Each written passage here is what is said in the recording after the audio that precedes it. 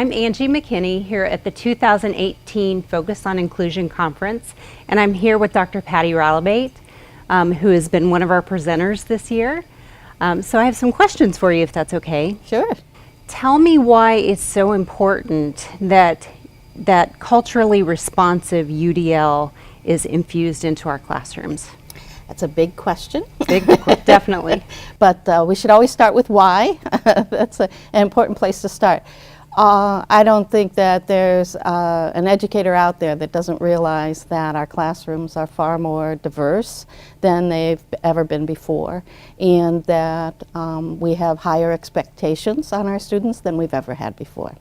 And we're being measured on how well they do.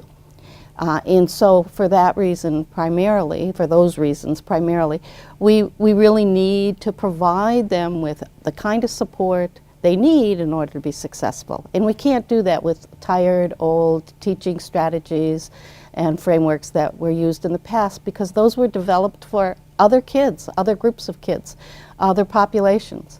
We really need to think creatively about how we can use what we now know about how the brain works in a learning environment, and connect that to the instruction that we're providing and to the learning environments that we're creating.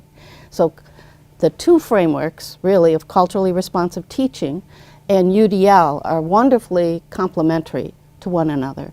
One really calls on the teacher to examine his or her own prejudices and his or her own skills and background and their instructional preferences, and that would be culturally responsive teaching. And the other calls on the teacher to look at how the learners are learning and connect to how their brains work in a way that is supportive and allows every single one of them to be successful. And that's what I think culturally responsive UDL is, and why we wrote the book on culturally responsive design. So then how can educators start infusing that into their lesson plans? Well, there's two pieces, obviously, because there's two frameworks. And I think that they should start, do an examination of where they are, and start with wherever they are, just like we do with kids, and move from there. So if you really know a lot about culturally responsive teaching, then learn about UDL. If you really know a lot about UDL, then learn about culturally responsive teaching. And you will naturally see how the two braid together very well. We have spent some time thinking about it in writing the book and doing the workshops that we've been doing.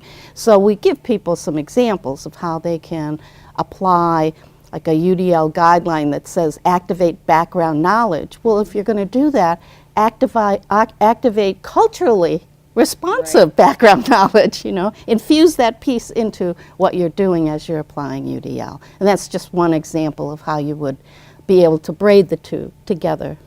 Nice. Well, thank you so much for being here, and we look forward to having you back. Oh, thank you. I'd love to come back. It's been great. I appreciate it. Thank you very much. You're welcome.